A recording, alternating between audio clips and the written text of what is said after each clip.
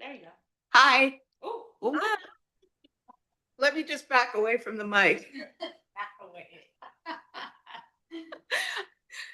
I always find it really uncomfortable if you're not on there right away. I don't like the sound because we're all like blah blah blah, and you're just sitting there. So yeah. I couldn't hear any of the conversation until just now. Yeah. Sorry. It's I'll fill you in later. Okay. Yeah. So before we that can all? start the meeting, but we have Melissa from Langford there online. Who was Where? going to attend? Oh, there she is. Lisa. Hi. There she is. So And who was not attending today again, Tiffany? Esquimalt, our resident representative, Right. is not attending. And Highlands Highlands is was not able to participate. Yeah. So, but we have quorum, so that's all it's like, as long as we have quorum. Yeah. Okay. Yeah, you let Tiffany know when you're ready and you're comfortable with this now. Oh yeah. If not, Totally comfortable. I can help you. Okay. So I'm just gonna do it. Hang on a sec.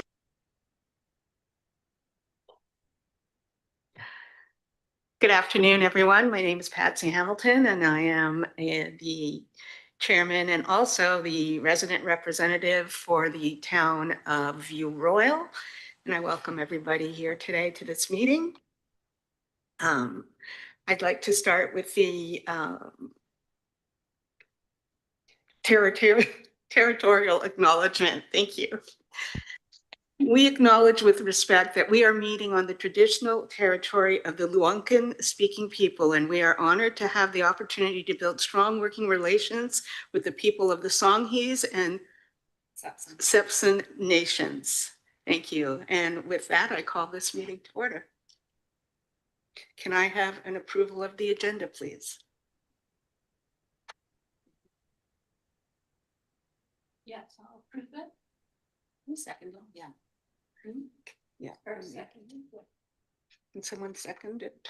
I will. Okay. No, I can't remember. We'll just do it. Thank you. So the approval of the agenda has been seconded, and we are moving on to just call that for that motion for it.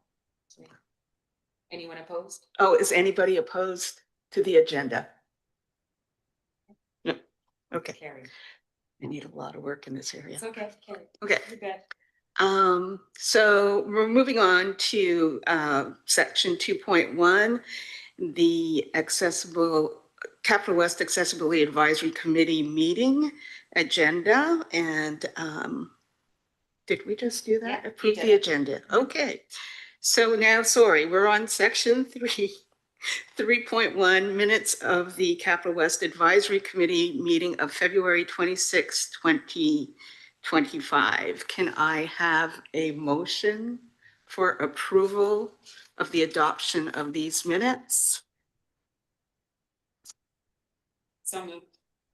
Moving. Do I have a seconder? Okay.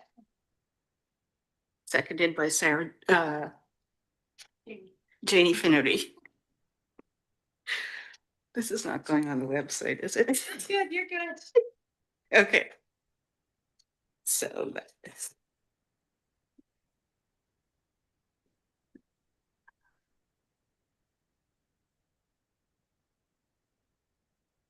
Okay, business items, section 4.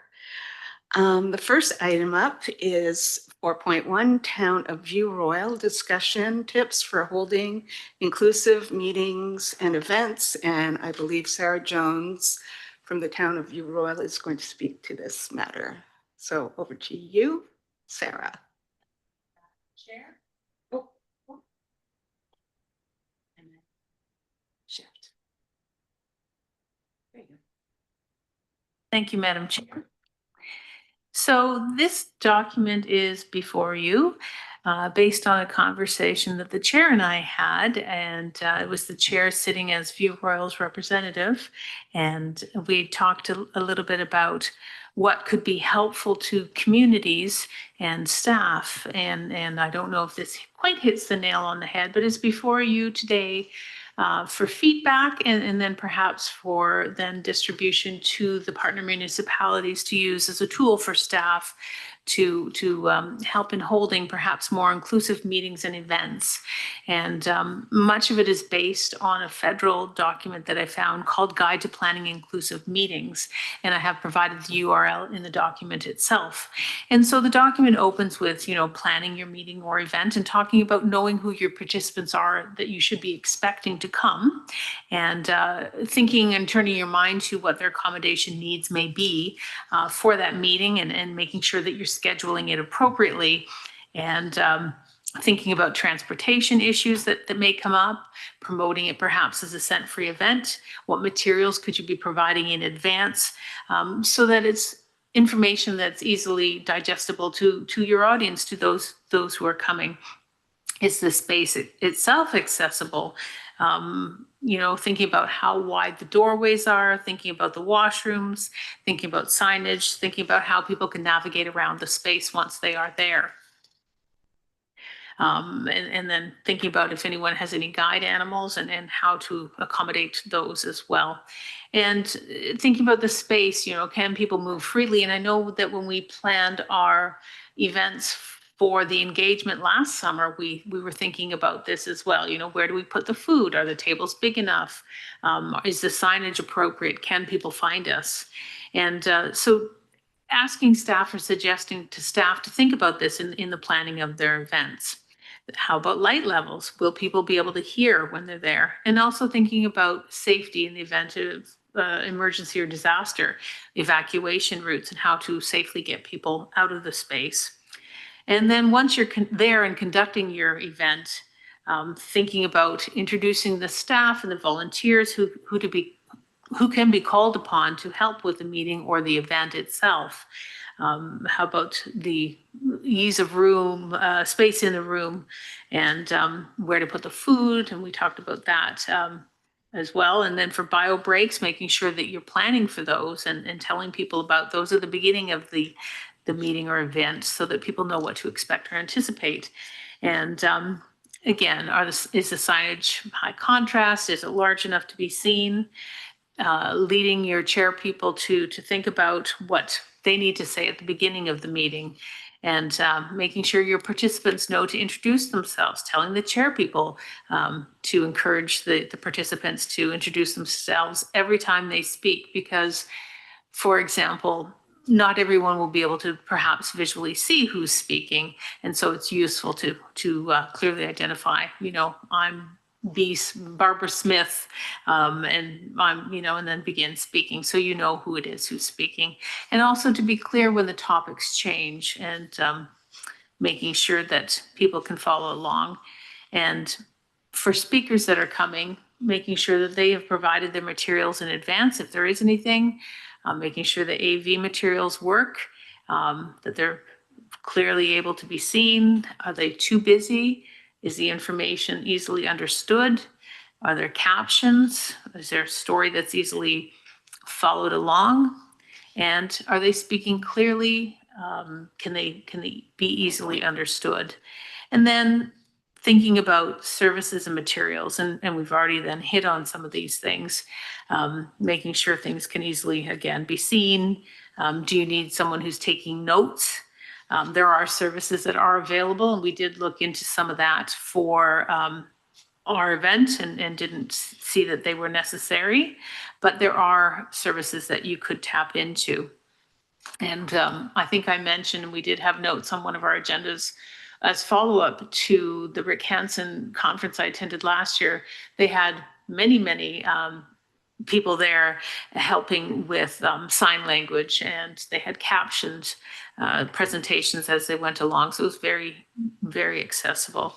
And just also looking at any materials and making sure that what you're handing out, what you're presenting is very easy to see, easy to understand. And if there's any kind of assisted listening services or devices, are they going to be able to work in the room that you're in or in the space that you're in?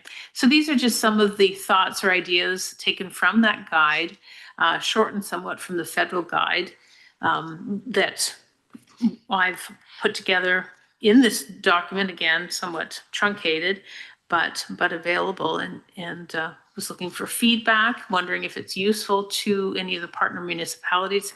Happy to send it to staff, or the representatives that I've worked with at the municipalities for dissemination through the networks they have on staff. Open to feedback. Thank you. Does anybody have any? Oh, Belinda, hang on. That's what I was looking for. I have two, one comment and one question. The first question is, what's a bio break?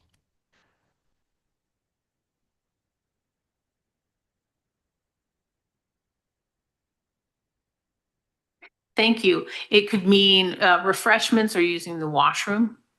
So biological, like just needing physical Oh, needs. biological. Okay. Yeah. The other comment that I had, you've got a great list there, and I think, that's really helpful to have staff that are preparing for a meeting or event to have something like that as a guide. I think it would be really helpful to have something like that. Something else that stands out in my mind is that whenever there is an event or a meeting, I think it's really important to ask in the invitation or the email or whatever's going out, ask the question whether there are special needs that need to be met. Because sometimes you can go to a lot of work making a meeting accessible, and then there's not a lot of people there that actually need those things that you've set up. So putting it out there to ask participants to advise you of any needs that they require or any accessibility needs. I think just asking the question is a great way to start when you're planning the meeting. That is a great suggestion. Partway through page 1, it does suggest that, and I didn't hit on that. That is something that we did when we did the consultation last summer, and it was very useful because people did identify, it would be helpful if I had, for example, a chair with arms to help me be able to push to get up from a seated position. I thought, fabulous. I wouldn't have necessarily thought of that. So that is an excellent suggestion to make sure that staff is thinking to ask the question in the first place, because you would hate to not ask and to not then provide, or to have gone to the work to provide and not need it. So I can see it from both. That's exactly what I was suggesting, that sometimes you may be providing more than you need to, which is taking up resources that could be working on other aspects of the meeting or the event. And some accessibility issues are not obvious to others. So you may have an extensive list that seems like it's covering everything, but there may be an unusual need that may not be obvious to others. And so asking the question might just bring that out or provide an accommodation that might not have been considered. And some are very simple to accommodate if you only knew. So. Exactly. I think a lot of it has to do with flexibility. I think my word is be flexible. The more flexibility you can have, the better accommodation you're going to provide. So I always say be flexible when you're planning a meeting or an event, and that way you will be automatically accommodating people. And sometimes you won't even realize that you're accommodating somebody just because they ask for, could I have a chair by the door? Something like that you wouldn't even realize is an accommodation. So great work, you guys.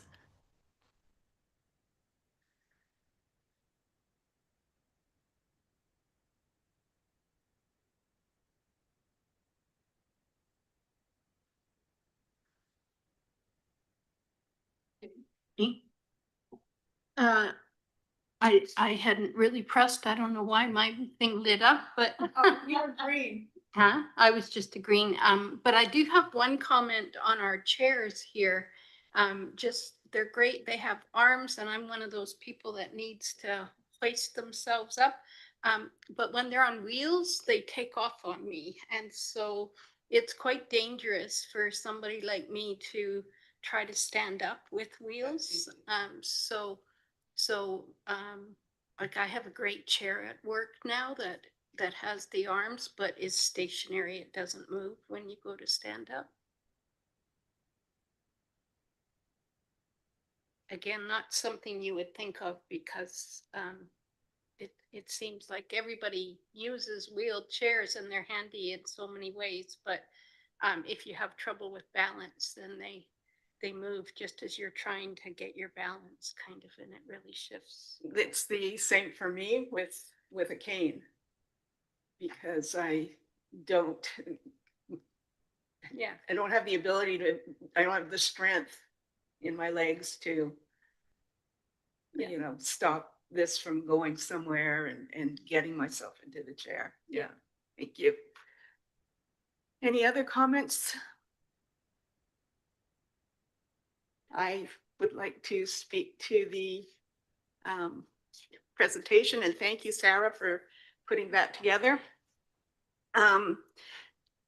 The area that I think that we were missing the most information on our websites, and we're doing a really good job of starting to incorporate accessibility into them, is in our event announcements, which actually Belinda touched on and made some great points. Thank you.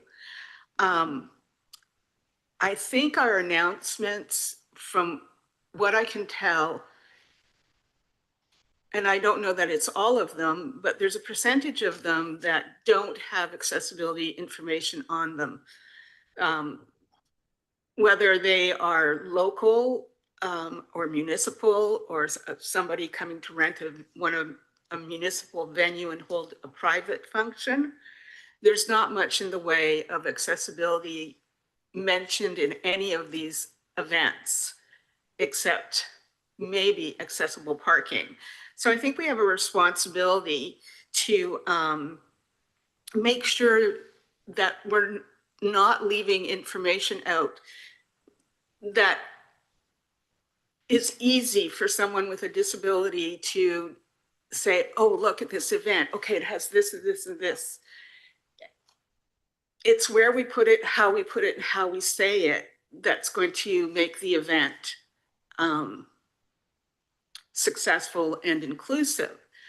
And that's something that would be really up to the experts that do the tech and all the stuff in behind the scenes that we don't see when these colorful announcements come up on the website.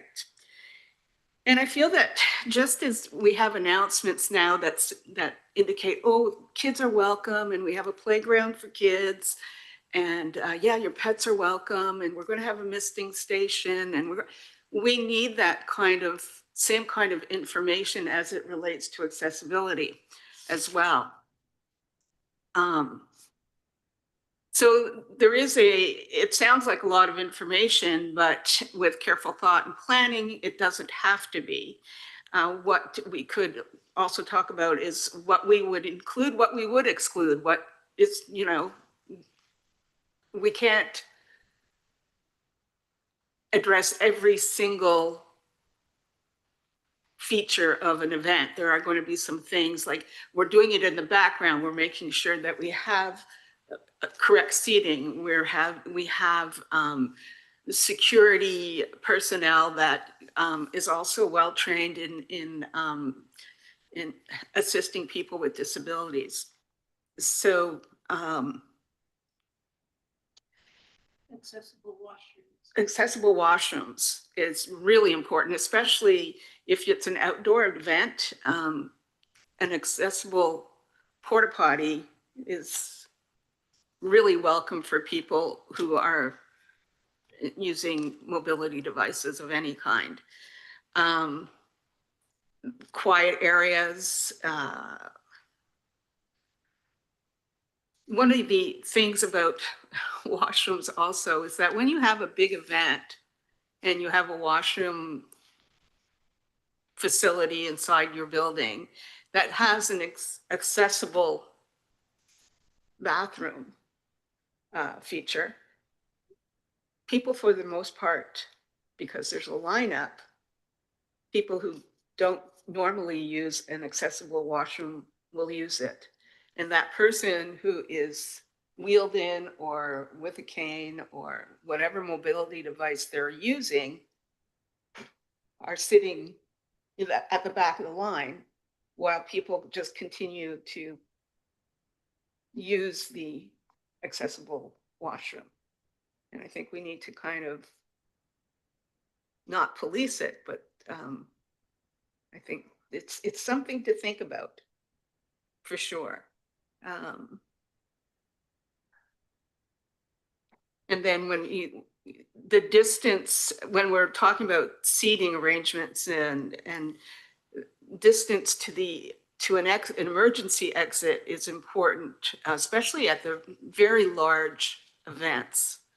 How far is it going to take for someone with a disability to get to the exit? And is there somebody going to be there to assist them? So there's a lot.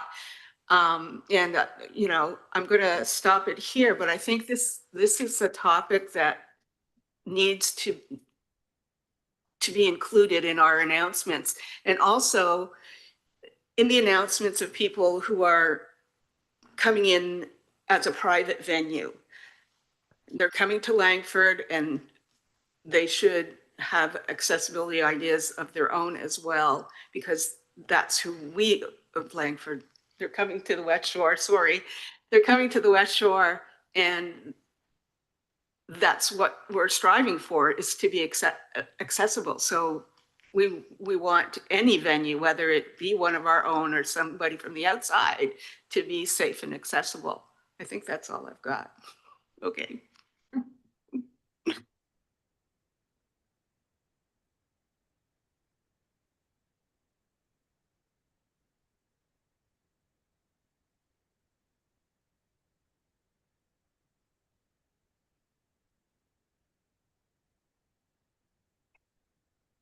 Next on the agenda is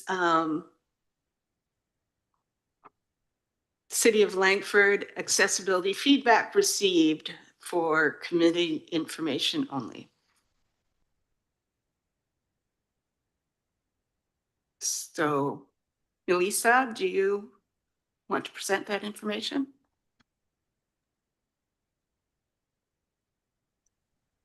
Certainly I can. So the City of Langford, in accordance with the Accessibility BC Act, has established a feedback mechanism to receive comments from the public on the city's accessibility plan and barriers to individuals in or interacting with the municipality.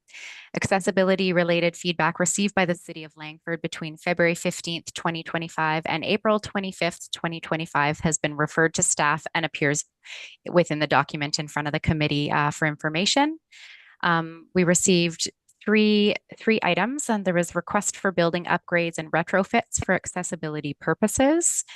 And there was suggestions and observations that may enhance accessibility at city events, which was just discussed and very helpful. Thank you. And then there was interest from local care facilities wishing to participate in any accessibility related engagement as well. Thank you. Those are all really great suggestions. And being that this is really still all new to a number of us here, is perhaps finding time to look at these and perhaps select some of them and work them maybe as projects, or put them in as surveys that people can respond to, or have, you know, a mini little town hall for people who would want to come and give feedback. I think it's great to have all these lists, but we need to do something with the list so that we ensure that everyone's being heard and everyone gets an opportunity to participate. And I think people really want to be noticed for the questions that they ask or the concerns that they have, especially when it comes to accessibility. Thank you.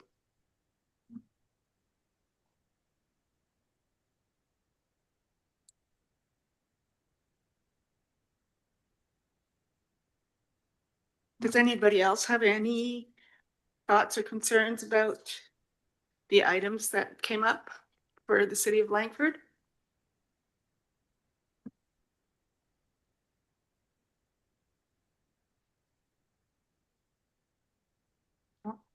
Thank you, everyone. Marcy Lalonde for the City of Colwood. I just was looking to the municipalities to see if there was a possibility that when we bring these items forward that come through the accessibility emails, if we could actually provide the specific wording that came in from residents, as long as it doesn't, you know, include any type of personal information that's identifiable.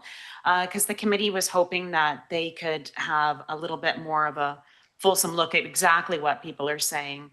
And it would be helpful for moving forward for any strategies that might come out of it. Belinda? Yeah, I agree with that. Having a little bit more detail, perhaps the person that wrote in didn't give a lot of detail, but having that detail, I think, helps nail down the specifics of a concern or a need rather than just a general. Like some of that description was so general that it really didn't speak to me about what the specifics were that were needed.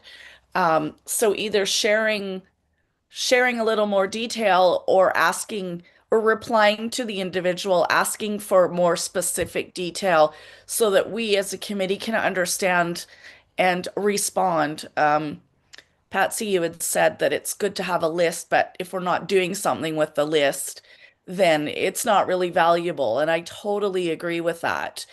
Having the list is fantastic, and I think we should keep a list, but I think it needs to be a bit more of a specific list that we can actually look at and pull apart and pick out our priorities. Thank you. Anybody else? Go ahead, Melissa. Thank you. No, I hear the suggestion and I think it's very valuable. I do have some context for each of those items that did come up. If there was further questions, I could go into a little bit more detail. I think we can absolutely provide the feedback received, but we'd have to be careful with freedom of information, and sometimes there's personal information that is within.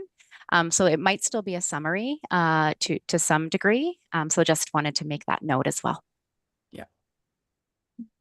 Thank you. If I could add, one of the thoughts was to take what we already have and what before we came on board as resident representatives, if we could have what's been previously announced at the committee meetings, at the previous committee meetings. So I guess from last year onwards.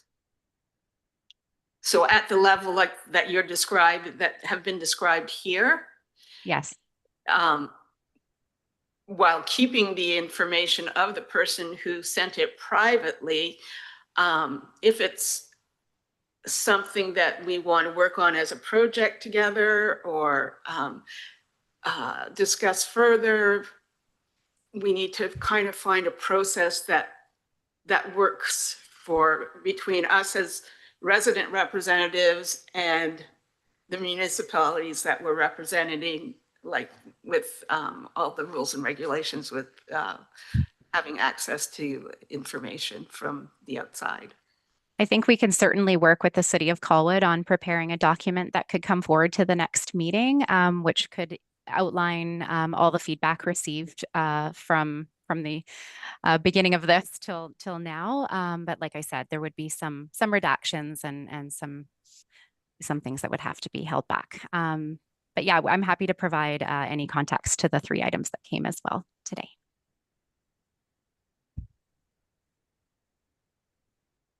Going to talk again. I think it's great and it's really encouraging, and I like that it's bringing us together as a group. So thank you. I don't have any other comments.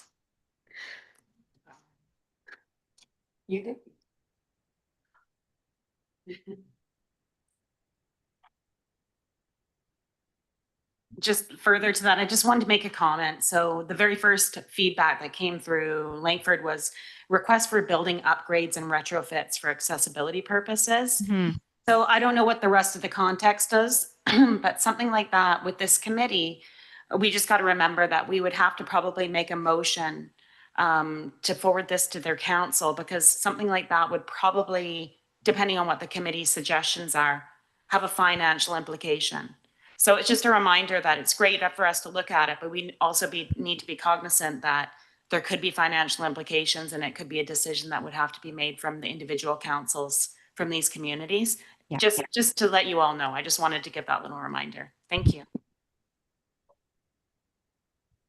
Belinda?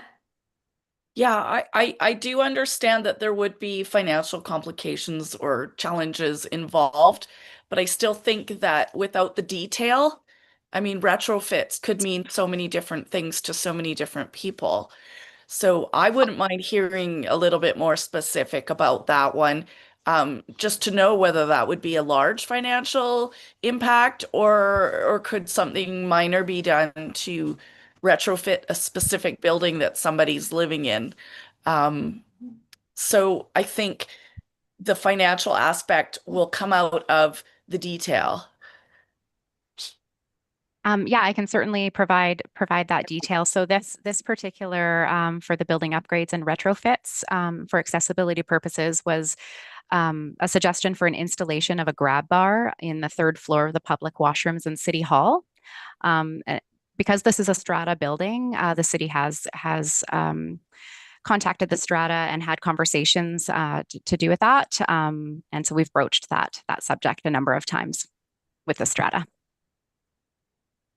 And so is it the strata's responsibility to put up that bar? It would be the strata's responsibility to Okay. do that facility upgrade in that area. Yes. Okay. So then would, because this was the city of Langford's inbox, would the city have replied and given that individual that feedback that it's the strata's responsibility?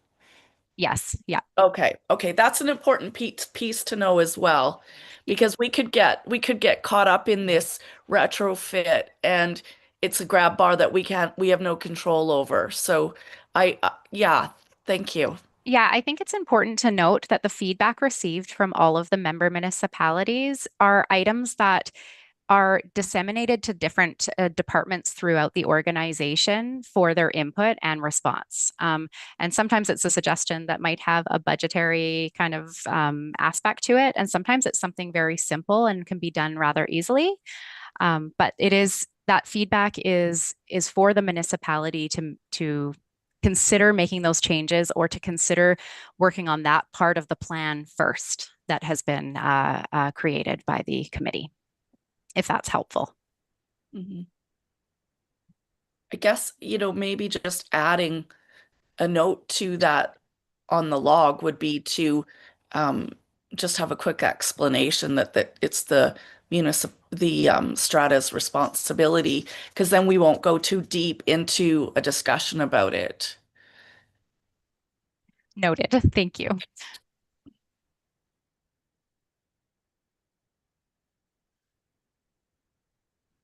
I don't see anybody else online, wanting to speak. And now I guess we should move on to membership and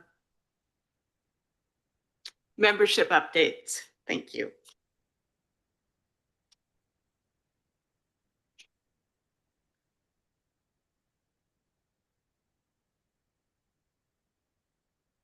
So who will speak to the membership updates?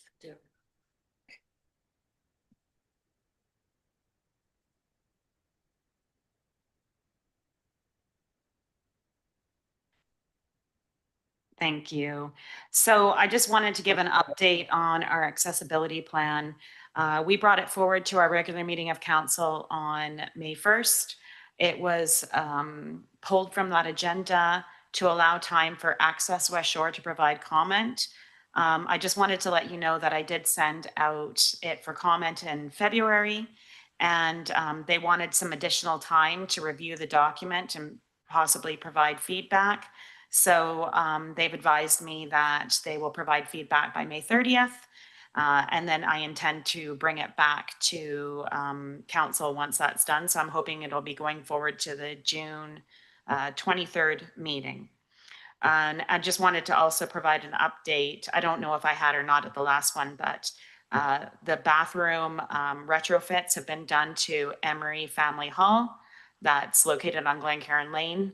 That's a hall that's used by numerous organizations. And the renovations are beautiful. I went there and looked at them. It's got great push buttons on it too to get access into the bathrooms. They're large, they're lovely, they're clean. I'm very happy about that. So I just wanted to report that other thing. And that's it for Colwood.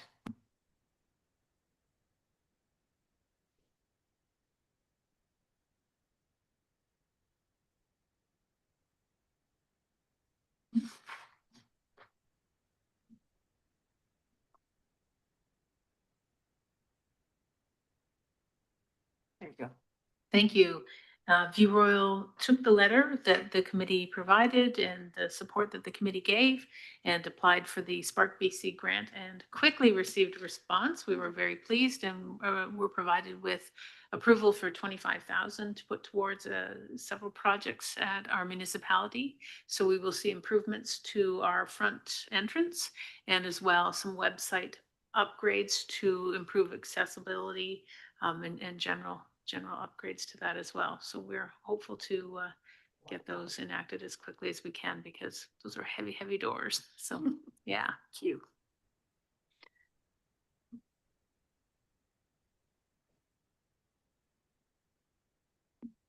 Oh, is the mic not on? Oh, it is now. Oh. City of Langford have any updates regarding the tactile pavement surface? I do not have that information, but I'm happy to get it and provide it to the committee following the meeting. Thank you. You're welcome.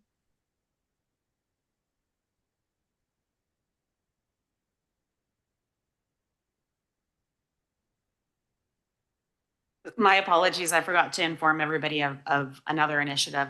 So we had a council meeting on Monday that was a pretty full house where we had to open our back door so we could have both the council chambers and committee room. From that meeting, we determined that there were some people that were further back in the room that were having a bit of a struggle hearing the conversation. So we have looked to implement some more hearing assistance within our council chambers. We've got a couple different options that we've got quotes on. And I'll be very happy to send that out to committee members for the review. I think this will be a really great thing. I probably don't know the proper term, so don't quote me on this. I think it's called an ARI system. So that includes that multiple people, because if you have a Bluetooth capability, it usually only means one connection. It'll have multiple connections. And then also for those that have, I think it's an older style of hearing aid, there's ones that can actually go around like in a necklace form that will give them that loop hearing. So we're looking at making those changes relatively soon. We don't often have meetings that are that packed, but when we do, we want to make sure that everybody has the ability to partake in that conversation. So I just wanted to give that update to everyone. Thank you. Thank you, Marcy.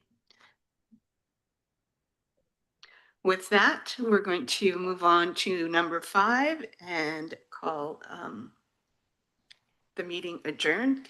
Do I need a motion? Yes. So can someone make a motion to adjourn? I move adjournment. Oh, it's not. Sorry. I'll move adjournment, and we need a seconder.